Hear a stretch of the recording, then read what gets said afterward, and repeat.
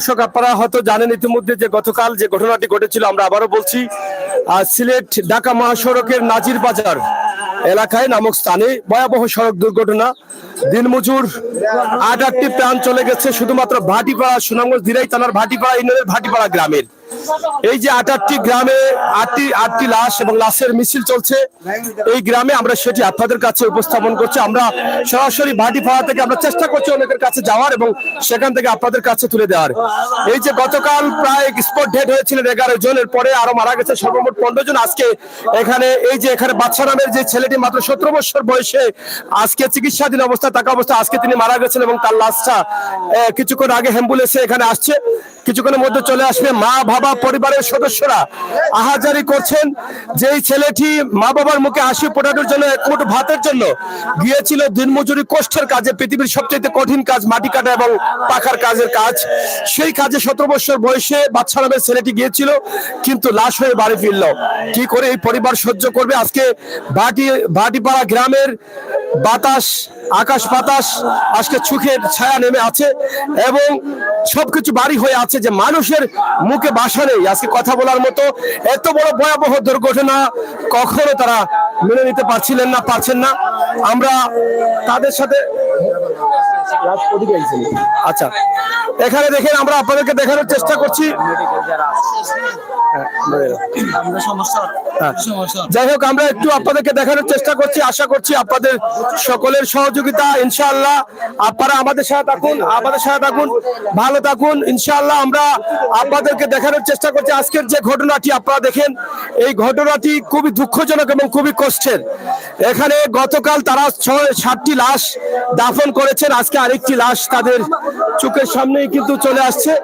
আমরা সেটি আপনাদেরকে দেখানোর চেষ্টা করছি।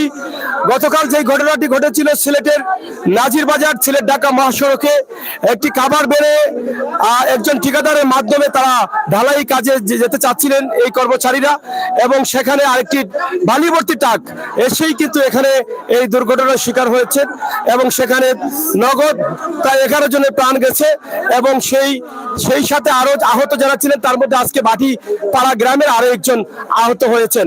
তো দর্শক আপনারা যারা আছেন, আমরা শুধুমাত্র এখান থেকে বলবো যে ভাটিপাড়া গ্রামে যে 8টি প্রাণ চলে গেছে, সেই 8টি প্রাণের জন্য, 8টি পরিবারের জন্য আপনারা সহযোগিতা করুন ইনশাআল্লাহ।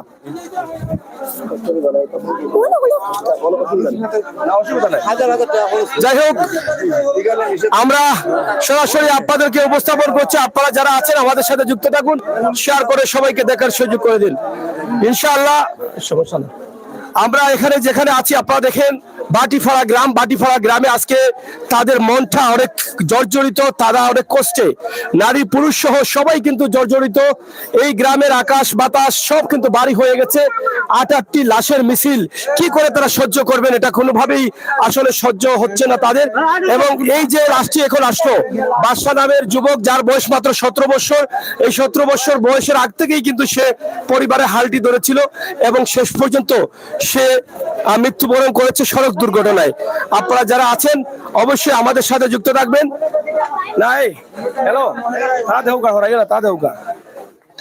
আমরা দেখছি এখানে পুরুষ নারী সহ সর্বস্তরের মানুষ, আত্মীয় স্বজন সবাই শেষ দেখার জন্য কিন্তু এখানে এসেছেন।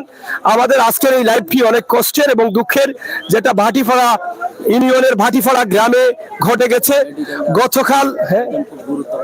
হ্যাঁ, মেডিকেল আরো আছেন আপনাদের?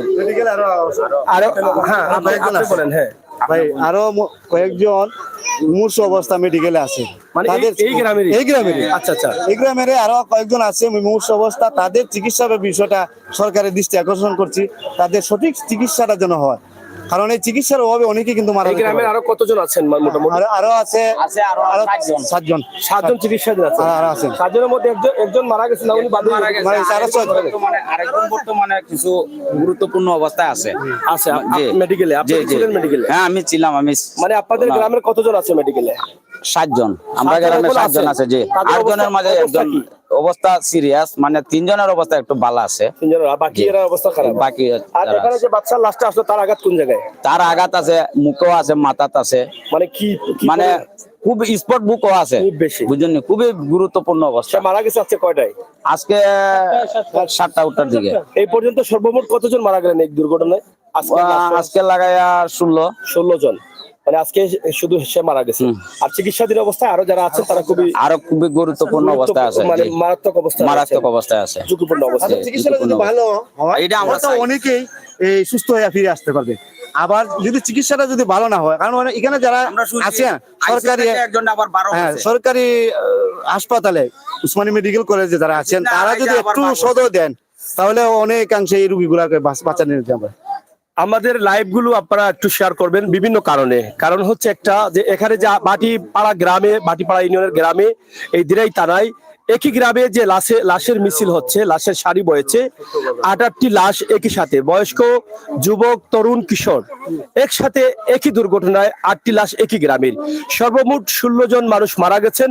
আরো যারা উসমানী মেডিকেলে 7 থেকে 8 জন গুরুতর অবস্থায় চিকিৎসাধীন অবস্থায় আছেন, তাদের চিকিৎসাটা যেন সুব্যবস্থায় চিকিৎসা করা হয় এবং সরকারি দায়িত্বে যারা আছেন তারা যেন এ বিষয়ে একটু নজরদারি করেন, সেটাই কিন্তু এলাকাবাসীর পক্ষ থেকে দাবি জানাচ্ছেন। লাশগুলো এসেছিল সরকারিভাবে সিলেট জেলা প্রশাসকে 20,000 টাকা দেওয়া হয়েছিল এবং অসুস্থ যারা আছে তাদেরকে 10,000 টাকা দেওয়া হয়েছে। আজকে যে লাশটা আসলো এবং গতকালকে অ্যাম্বুলেন্সও কিন্তু অ্যাম্বুলেন্স শ্রমিক ইউনিয়নে ফ্রি সার্ভিস দিছে, আজকে কিন্তু অ্যাম্বুলেন্স কোনো ফ্রি সার্ভিস নেই। এখন আমার প্রশ্ন হচ্ছে এই যে রোগীগুলো আছে তারা যদি কোনো ধরনের অ্যাক্সিডেন্ট হয়ে যায় তাহলে এই পরিবারের লাশ নিয়ে আসার মতন সামর্থ্য নাই অনেকেরই। মানে গতকাল অ্যাম্বুলেন্স গুলো ফ্রি সার্ভিস আজকে কিন্তু সে ভাড়া দিয়ে নিয়ে আসছে, মানে একদিনের পরে একই ঘটনা। এবং জেলা প্রশাসক সাহেবকে আমি অনুরোধ ফোন দিছিলাম যে উনারা বলছেন যে আমরা গতকালকে আহতদেরকে আমরা 10,000 করে দিচ্ছি, নিহতদেরকে 20,000 করে দিয়েছি। আজকে কি দেওয়া যাবে কিনা ওই গতকালকে এটা তারা বলছে যে না এই মুহূর্তে আমাদের এখনো নাই। একটা জিনিস শেয়ার করি আপনার কাছে, যেমন গতকালকে সিলেটের জেলা প্রশাসককে 20,000 করে টাকা দিয়েছে এবং অ্যাম্বুলেন্স সার্ভিস ফ্রি দিয়েছে। পাশাপাশি বর্তমান মেয়র ক্যান্ডিডেট আনোয়ারুজ্জামান চৌধুরী উনি আরো 25,000 করে টাকা দিয়েছেন প্রত্যেকটা লাশ পিছনে। হ্যাঁ, ক্যাশ দিয়ে দিয়েছেন, দিয়ে দিয়েছেন। কিন্তু আজকে তো এই সুবিধাগুলো পাইনি। একটা বিষয় খুবই গুরুত্ব সহকারে, গতকাল আবেগ দেখেন, মানুষের আবেগটা কোথায়। কালকে যখন এই ঘটনাটি ঘটেছিল সবাই কিন্তু এসেছিলেন একই ঘটনায়। এই ছেলেটি বাদশা যার বয়স 17 সেও মারা গেল। গতকাল অ্যাম্বুলেন্স ফ্রি সার্ভিস এবং উপজেলা থেকে জেলা প্রশাসক থেকে 20,000 টাকা করে দেওয়া হয়েছে প্রত্যেকটি লাশকে। আওয়ামী লীগের আওয়ামী লীগের নৌকা মনোনীত প্রার্থী আনোয়ারুজ্জামান চৌধুরী 25,000 করে দিয়েছেন। কিন্তু আজকে যে ছেলেটি মারা গেছে সে তো অ্যাম্বুলেন্স ফ্রি পাওয়া দূরের কথা, সেই টাকাটাও পাচ্ছে না, তাকে দেখতে কেউ আসছেন না। তার মানে কি গতকাল পর্যন্তই কিন্তু আমাদের আবেগ ছিল, গতকাল পর্যন্তই কি আমাদের সামাজিক দায়িত্ব ছিল, গতকাল পর্যন্তই কি আমাদের সীমাবদ্ধ ছিল। এই হচ্ছে আমাদের, এই জায়গা থেকেই কিন্তু আমাদের কষ্ট লাগে। কিন্তু একই দুর্ঘটনায় যদি এই ছেলেটি মারা যায় তাহলে সেই সমান সুযোগ সুবিধা পাওয়ার অধিকার সেই ছেলেটিও রাখে। সে তো আর এখন বলবে না যে আমার মাকে দাও, বাবাকে দাও। যেই ছেলেটি চলে গেছে সে তো আর কখনো তার মা বাবার কাছে আসতে পারবে না, কারোর সাথে কোনো কথাও বলতে পারবে না। তাই আমি বলবো যে আমাদের এই আবেগ থেকে আমরা বেরিয়ে আসতে হবে, আমরা বাস্তবে যেতে হবে। বাস্তব যদি হয় তাহলে আমাদের এই দুর্ঘটনায় যারা আহত আছেন, যারা নিহত আছেন, প্রত্যেকেই কিন্তু সমান অধিকার রাখেন। পাশাপাশি এনডিসি আসানুল আলম স্যারের সাথে আমি ওই বিষয়টা আলোচনা করেছি, ফোন দিয়েছি, উনি বলেছেন আজকে ফোন দিয়েছে যে স্যার গতকালকে যে সুবিধা পাইছে এটা তো আজকে পাওয়ার কথা। তখন উনি বলছে যে আপনি ওই আরেকজন ম্যাজিস্ট্রেটের সাথে কথা বলেন। আমি বললাম আমি এখানে আমি আপনার নাম্বারটা অনেক কষ্ট করে নিয়েছি, আপনার যদি আপনার জেলা প্রশাসক মহোদয়কে যদি ইনফরমেশন করেন তাহলে তো এই গরিব মানুষটা ফ্রি সার্ভিস পায় এবং 20,000 টাকা পায়। আরিফুজ্জামান সাহেবের কাছ থেকে যে 25,000 আরিফুজ্জামান না আনোয়ারুজ্জামান চৌধুরী আওয়ামী লীগের ওনার কাছে পাইতে পারতো, উনারা যদি উনি ডিসকানেক্ট হয়ে গেছে টেলিফোন, উনি আর কথা বলেননি। আমরা সরাসরি আমাদের সেই সিলেটের আনোয়ারুজ্জামান চৌধুরী মনোনীত প্রার্থী, বাংলাদেশ সরকারের খুবই আস্থাভাজন, তিনি 25,000 টাকা করে গতকাল দিয়েছেন প্রত্যেকটি চলে যাওয়া ভাইদেরকে। আমি আশা করব আপনারা আমাদের আপনাদের সুদৃষ্টি কামনা করছি। আর বিশেষ করে যারা হসপিটালে রয়েছেন তাদের সুচিকিৎসার ব্যবস্থা অবশ্যই আপনারা করতে হবে, সেটাও তাদের দাবি। আরেকটি বিষয়, আমাদের সামাজিক দায়িত্ব থেকে নৈতিক দায়িত্ব, প্রবাসে যারা আবার ভাই বন্ধুরা আছেন, আমি ভিডিওর শুরু থেকেই কিন্তু এখন পর্যন্ত আপনাদের কাছে দাবি করছি। আপনারা জানেন সিলেটের ম্যাগাজিন, ফেসবুক পেজ এবং ইউটিউব চ্যানেল সাদক টু সুনামগঞ্জ, আমরা সব সময় মানুষের কল্যাণে কাজ করি। আমরা সবসময় অধিকার বঞ্চিত মানুষ নিয়ে কাজ করি। আমরা অসহায়, দারিদ্র, কেটে খাওয়া, ক্যান্সার রোগে আক্রান্ত, টিউমার রোগে আক্রান্ত, এই সমস্ত ভিডিওগুলো আমরা আল্লাহর ওয়াস্তে নিঃস্বার্থে নিরলসভাবে করে যাচ্ছি। আমি আমার দায়িত্ব থেকে, নৈতিক সামাজিক দায়িত্ব, আমার নবীর উম্মত হিসাবে আমার এটা করা কর্তব্য। আমার নবীর জীবন দশা দেখিয়ে গেছেন, তাই আজকেও এখানে এসেছি। এই ভাটিপাড়া গ্রামে যে 8টি লাশের সারি বয়েছে, এই গ্রামের বাতাস আজকে বাড়ি হয়ে গেছে। এই গ্রামের মানুষ আজকে কথা বলা ভুলে গেছেন। মানুষের মুখ দিয়ে কোনো কথাই বের হচ্ছে না, তারা কি বলবেন, কি ভাষায় কি চাইবেন। তাদের দাবি একটাই, প্রত্যেকটি পরিবারকে যেন আপনারা দূর থেকে যেভাবে পারেন, যেভাবে আছেন, আপনাদের সাধ্য অনুযায়ী এই 8টি পরিবারের পাশে এসে দাঁড়ান। তাই আমরাও কিন্তু সেই আশা এবং ভরসা করে আপনারা আমাদের ডাকে সাড়া দেন বিদায় আমরা আজকে সিলেট থেকে কেউ সাধক থেকে কষ্ট করে অনেক ভাঙ্গা রাস্তা দিয়ে এই ভাটিপাড়া গ্রামে এসেছি। কারণ আমাদের একটা বুক পড়া আশা এবং বিশ্বাস রয়েছে যে আমরা যদি এই জায়গায় ভিডিও করি তাহলে অনেক সংস্থা, অনেক পরিবার বিভিন্নভাবে এখানে এসে দাঁড়াবে। এই পরিবারের সন্তানদেরকে ফিরিয়ে দিতে পারবে না, কিন্তু অসহায় হয়েছে যে বাচ্চাগুলো, এতিম হয়েছে যে বাচ্চা, যে বোনটি আজকে বিধবা হয়েছে, সেই পরিবারের মুখে অন্ততপক্ষে কিছুটা হলেও আপনাদের সহযোগিতা সান্ত্বনা দিবে, হাসি ফুটাবে। এটাই হবে পৃথিবীতে মানুষের সবচাইতে বড় কাজ। হ্যাঁ প্রিয় দর্শক, হ্যাঁ আমরা ঠিকানাটি একটু আপনাদেরকে জানিয়ে দিচ্ছি যে আপনারা কিভাবে আসবেন। আমরা এখানে আসতে হলে একটু কষ্ট হবে, যেহেতু সিলেট থেকে আসবেন, সুনামগঞ্জ থেকে আসবেন, তো রাস্তাটা একটু খারাপ, কিছু রাস্তা বাদ বাকি ভালো আছে। তো এই ঠিকানাটা আপনি কিভাবে আসলে সুবিধা হয় একটু বলেন। আপনারা যদি সিলেট থেকে আসেন বা ছাতক থেকে আসেন, সিলেট সুনামগঞ্জ দিরাই রাস্তার দিকে ঢুকে, দিরাইয়ে যাওয়ার আগে বাটিপাড়া পাথারিয়া বাজার নামক স্থানে, বাটিপাড়া রাস্তা বললেই সবাই চিনে, সব গাড়িতে। না, ওই রাস্তার যে দিরাই রাস্তা ঢুকেই বাটিপাড়া রাস্তা যদি বলেন যে আমি বাটিপাড়া রাস্তা নামবো, ওই গাড়িই বাটিপাড়া রাস্তা নামাই দিবে। এবং বাটিপাড়া রাস্তাতে যদি আপনারা গাড়ি যদি আসেন, তো রাস্তাটা তো সরাসরি বাটিপাড়া আসতে পারবেন। আবার কেউ যদি এই আপনার বাড়িটা কোন জায়গায়? আমার বাড়ি বাটিপাড়া, এই গ্রামে। মেম্বার সাহেব এই এই গ্রামে। আচ্ছা, আমরা আপনাদের সুবিধার্থে আমরা বলবো না যে আপনারা সাহায্যটা তাদের কাছে দেন, এটা আমরা বলছি না, আমরা বলবো না। আপনার সাহায্য দিবেন, একটা মিনিট, আপনার সাহায্যটা আপনি দিবেন, সরাসরি ওই পরিবারকে দিবেন। আমরা এটা ক্লিয়ার বলছি, আমরা শুধুমাত্র আপনাদের সহযোগিতার জন্য এই ভাই এবং মেম্বার সাহেব দুটা নম্বর দিয়ে যাচ্ছি, যাতে আপনারা আরো শোনার জন্য, বোঝার জন্য, জানার জন্য তাদের সাথে যোগাযোগ করেন। তবে এটা আপনারা সরাসরি তাদেরকে সাহায্য দিবেন, এটা আমরা বলবো না, এটা বলছিও না। সাহায্যটা আপনারা নিজে এসে দিবেন, আপনাদের নিজের মানুষ দিয়ে দিবেন, তাদের সাথে কথা বলে, ভিডিও কলে কথা বলে যদি প্রয়োজন মনে করেন তাহলে দিবেন। কিন্তু নাম্বারটি এই কারণে দিচ্ছি যে আপনারা যদি এখানে আসতে চান তাহলে অবশ্যই এখানে তাদের সাথে যোগাযোগ করলে তারা আপনাদেরকে সুপরামর্শ দিবেন, সহযোগিতা করবেন। আচ্ছা, আমরা দুজনের নাম্বার দিই। আমার এই গ্রামের আমি এলো দৈনিক আমার সংবাদ, জাতীয় দৈনিক আমার সংবাদ দিরাই উপজেলা প্রতিনিধি এবং দিরাই প্রেস ক্লাবের যুগ্ম সাধারণ সম্পাদক। আমার বাড়ি বাটিপাড়া। আচ্ছা আচ্ছা। আমার মোবাইল নাম্বার হলো 01718537806। আবার বলেন। আমার মোবাইল নাম্বার 01718537806। আপনার নামটা? আমার নাম মোহাম্মদ শহীদুর রহমান তালুকদার। শহীদুর রহমান ভাই, ধন্যবাদ। আমরা মেম্বার সাহেব এই বাটিপাড়া ইউনিয়নের ওয়ার্ড সদস্য। হ্যাঁ, আমার নাম মোহাম্মদ সামিন নূর। হ্যাঁ, নামটা? বাটিপাড়া ইউনিয়ন পরিষদ 4 নং ওয়ার্ডের মেম্বার। হ্যাঁ, আমার মোবাইল নাম্বার হলো আপনার 01750515454। আবার বলেন। 017505154। না, কম হয়েছে, আবার বলেন। 01750515456। 5456 লাস্টে। আমরা এই দুইটা নাম্বার দিয়েছি মানবিক দৃষ্টি থেকে। তবে আমরা চাই না আপনারা তাদের কাছে সাহায্য করুন, তাদের কাছ থেকে পরামর্শ নিন। আপনারা কিভাবে আসবেন, কিভাবে আসবেন, কিভাবে জানবেন, বুঝবেন। এই যে আটটি লাশ এই গ্রামের, বাটিপাড়া গ্রামের, এবং প্রত্যেকটি পরিবার কিন্তু খেটে খাওয়া দিনমজুর। অনেক পরিবার এখন থেকে উপাস থাকতে হবে, এক বেলার ভাত যে তারা রুজি করবে বা কেউ দিবে, এরকম মানুষ এই এলাকা অনেক হতদরিদ্র মানুষ। আর দরিদ্র সীমার বিষয় আমরা আজকে উপলব্ধি করছি, অনেকেই সাহায্য সহযোগিতা করতে চায়। যেমন বিভিন্ন সংস্থা বিভিন্ন নিয়ম নীতির মাধ্যমে ডেথ সার্টিফিকেট গুলো চাইতেছে। কালকে যে আসছে এরাদেরকে ডেথ সার্টিফিকেট দেওয়া হয় নাই। আমি আপনার এই চ্যানেলের মাধ্যমে আমি এই সিলেট ওসমানী হাসপাতালের যারা দায়িত্বপ্রাপ্ত ছিলেন, আমি অনুরোধ করব যে এই ডেথ সার্টিফিকেট গুলো যদি তাদের ওই ব্যক্তির কাছে, যদি অভিভাবকের কাছে যদি দিয়ে দেন, তাহলে এরা এই পরিবারগুলো উপকৃত হতো।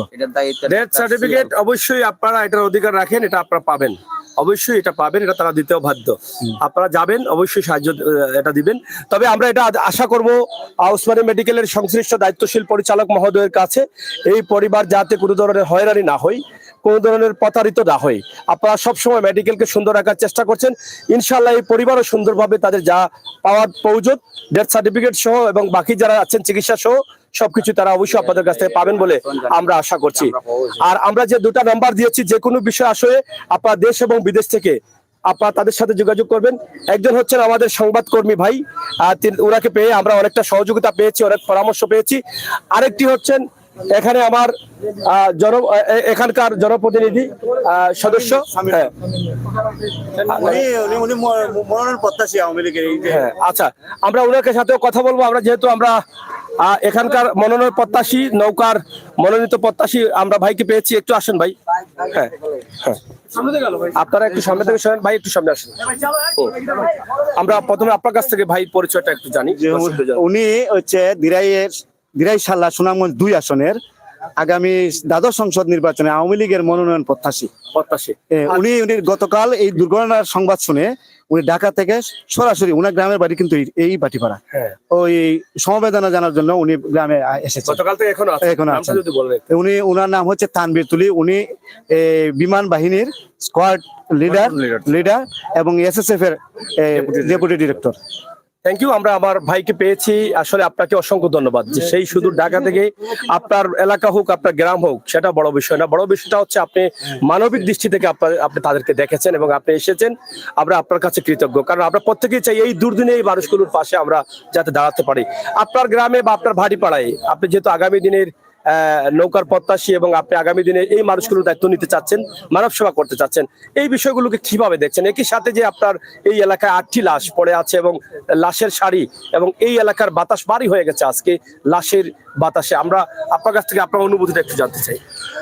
না, এটা খুবই দুঃখজনক ঘটনা যে ভাটিপাড়ার ইতিহাসে কিন্তু এই রকমের একটা দুঃখজনক দিন আর আসে নাই, এরকম মর্মদন্তু দিন আর আসে নাই। একসাথে এতগুলো লাশ, এত বড় একটা অ্যাক্সিডেন্ট। আমার বাড়িতেও কিন্তু একজন মারা গিয়েছে, একজন আহত আমার বাড়িতে। জি, আমার ভাই উনি মারা গেছেন, আর একজন আহত ওনার ছেলে। তো এই অবস্থা। এখন আমি আসছি, এটা তো আমার গ্রাম, এরা আমার সবাই ভাই, আমার আপনজন, তো আমি তো আসবই। আর এখন যেটা হচ্ছে যে আপনারা হয়তো জানেন যে মাননীয় প্রধানমন্ত্রী ওনাদের দাফন কাফনের সহায়তার জন্য অর্থ সাহায্য করেছেন, ওটা ওনারা যথাসময়ে পেয়ে গিয়েছেন। এলাকার অন্যান্য নেতৃবৃন্দ করছেন। আর আমরা যেটা করছি যে আমরা এলাকার কিছু ধনাঢ্য ব্যক্তি, ইভেন বিদেশে যারা আছেন, তাদের সমন্বয়ে আমরা একটা ফান্ড রেজ করার চেষ্টা করছি। কারণ আপনি হয়তো খোঁজ নিলে জানবেন যে এখানে যারা মারা গিয়েছেন তাদের প্রত্যেকটা ফ্যামিলি খুবই নিডি, মানে খুবই গরিব। মানে ওনারাই ছিলেন অলমোস্ট একমাত্র মানে অর্থ উপার্জনকারী ব্যক্তি। তো ওনারা পরিবারগুলো প্রায় পথে বসে যাচ্ছে, এরকম অবস্থা। তো আমরা চেষ্টা করছি যে একটা ফান্ড রেজ করে তাদের কিছু হেল্প করা যায় কিনা। এই মতো আমি রফিনগর থেকে আসলাম, ওখানে একটা পরিবার আছে এরকম। তো ওনাদের আবার বিবাহযোগ্য 2টি মেয়ে আছে। তো আমি বললাম যে ঠিক আছে, আপনারা শোকটা কাটিয়ে উঠেন, মেয়ের বিয়ের ব্যবস্থা নেন, আমরা আছি আপনাদের পাশে। তো এই আর কি। এখন আসলে এই মানুষগুলোর পাশে দাঁড়ানোর সময়, তাদেরকে সাহস যোগানোর সময়, আর তাদের ভবিষ্যতে কিভাবে তাদের দিনাতিপাত তারা করতে পারে সেইটার জন্য একটা উপায় খুঁজে বের করার সময়। তো ওইটা আমরা করবো ইনশাল্লাহ। আমি আরেকটি বিষয় এখানে আমি শুনলাম যে গতকাল যে সুবিধাটা পেয়েছিলেন যারা মারা গেছেন, এই সুবিধা থেকে এখানে বাদশা নামের যে যুবকের লাশটা আছে সেই সুবিধা থেকে বঞ্চিত। গতকাল আনোয়ারুজ্জামান চৌধুরী নৌকা মনোনীত প্রার্থী, তিনি 25,000 টাকা করে দিয়েছিলেন যাদেরকে, আজকে কিন্তু এই সুবিধাটা এই বাচ্চাটি পাচ্ছে না, এটা যেটা বলেছেন আমার এই ভাই। এবং গতকাল অ্যাম্বুলেন্স ফ্রি ছিল, আজকে সেটাও পাচ্ছে না। এই যে আমাদের আবেগটা গতকাল পর্যন্ত ছিল, আজকে আর এই আবেগে কাজ করতেছে না। একই দুর্ঘটনার এই মানুষগুলো এবং যারা উসমানিতে আছেন তাদের সুচিকিৎসার ব্যাপারে আপনি কি তাদের সাথে কোনো ধরনের যোগাযোগ বা কথাবার্তা বলেছেন কিনা, এবং এই বিষয়টা কিভাবে দেখছেন? আচ্ছা, গতকাল যখন আমি এসে আমি প্রথমে সিলেট ওসমানী মেডিকেল কলেজ হসপিটালে যাই। আমি প্রত্যেকখানে 11 জন যে ছিলেন প্রত্যেকেই দেখে আসছি, আমি প্রত্যেকেই দেখে আসছি। এই যে আজকে যিনি মারা গেলেন, ওনার কথা ডাক্তাররা বলছিলেন যে ওনার অবস্থা খুবই ক্রিটিক্যাল।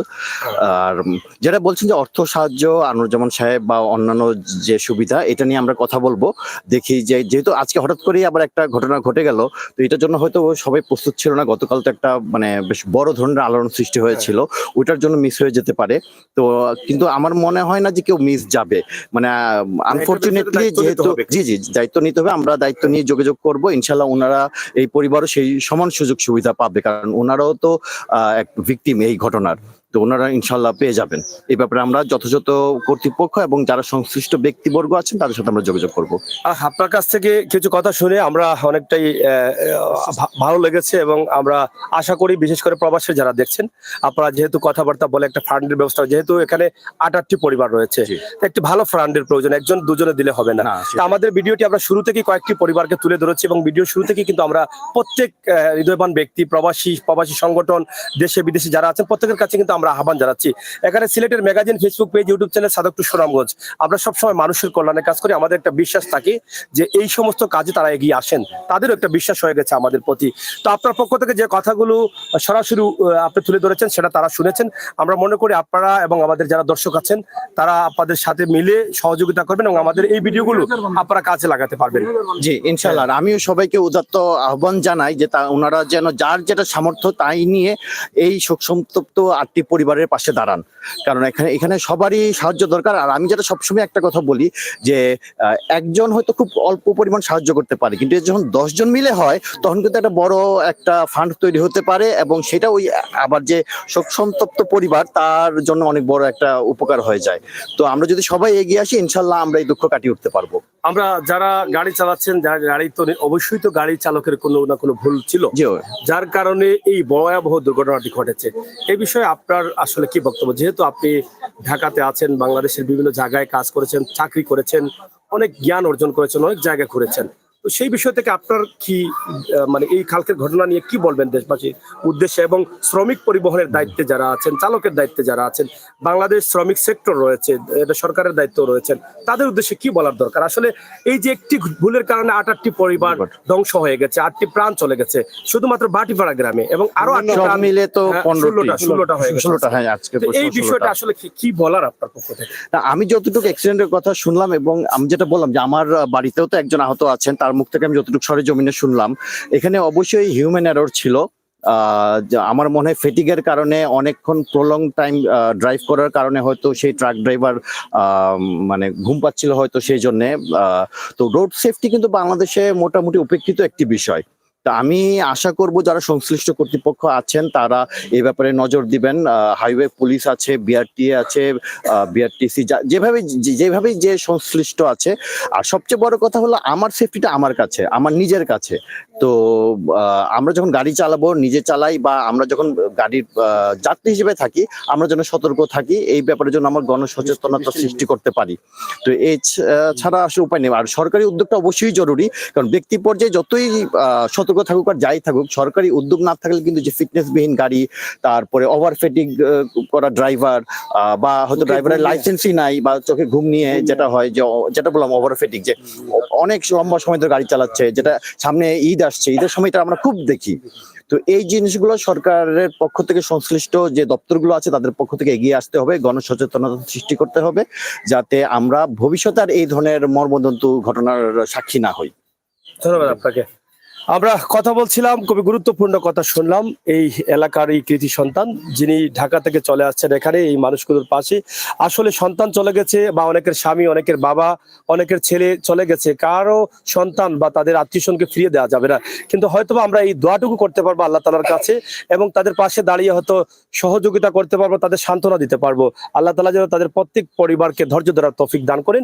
এবং আমরা আজকের যে ভিডিওটি করেছি শুধুমাত্র আমরা কষ্ট করে সিলেট থেকে আমি এসেছি, আমার ফয়সল ভাই সাদক থেকে এসেছেন। আমরা এখানে আসার কারণ হচ্ছে আমরা যখনই শুনি এভাবে বড় বড় ঘটনা ঘটছে যেখানে সাহায্যের প্রয়োজন, আমরা ছুটে যাই পাগলের মতো আমাদের নিজ উদ্যোগে। আজকেও এখানে এসেছি, যদি আপনারা প্রবাস থেকে দেশ থেকে সাহায্যটা বাড়িয়ে দেন তাহলে আপনাদের আমির হোসেন সাগর যেভাবে সারা বাংলাদেশে ঘুরে ঘুরে মানুষের জন্য সাহায্য করছে, এভাবেই কিন্তু আপনাদের আমির হোসেন সাগর এবং ফয়সাল আহমদকে আপনারা বাংলাদেশের প্রত্যেকটি অঞ্চলে পাবেন। আমরা আশা করি যারা অতিথিও সাহায্য করছেন, হাজার হাজার পরিবারের পাশে দাঁড়িয়েছেন, এই কমপক্ষে ভাটি পাড়া গ্রামের এই 8টি পরিবারের পাশে আপনারা অবশ্যই সাহায্য করবেন, তাদের পাশে দাঁড়াবেন। প্রিয় দর্শক, সড়ক দুর্ঘটনা থেকে যেন আল্লাহ তাআলা আমাদেরকে বাঁচিয়ে রাখেন এবং প্রত্যেকটি বিপদ থেকে যেন আমাদেরকে বাঁচিয়ে রাখেন, সেই জন্য কিন্তু আমরা এই পরিবারের পাশে আসবো, এই পরিবারের দোয়া নিব। আমরা আল্লাহ তাআলার শুকরিয়া আদায় করতে হলে আমাদের যার যার তৌফিক অনুযায়ী এই পরিবারের পাশে এসে তাদের কাছে দাঁড়াতে হবে। যারা এতিম হয়ে গেছে, যাদের সন্তান হারিয়েছেন, এই সন্তান হারার বেদনা ভুলতে আমাদের সবার সহযোগিতা প্রয়োজন।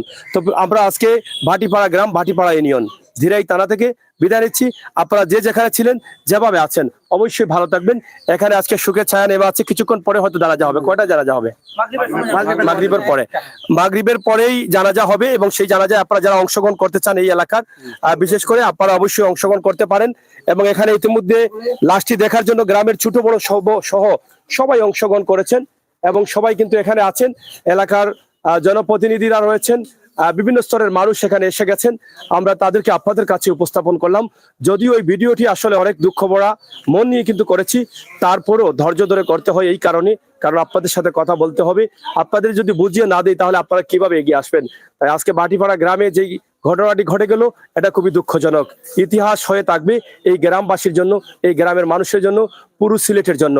একই দুর্ঘটনায় একই গ্রামের 8টি তরতাজা প্রাণ চলে গেল, 8টি পরিবার ধ্বংস হয়ে গেল, নিভে গেল 8টি তরতাজা মানুষের জীবন, স্বপ্ন সব নিঃস্ব হয়ে গেছে।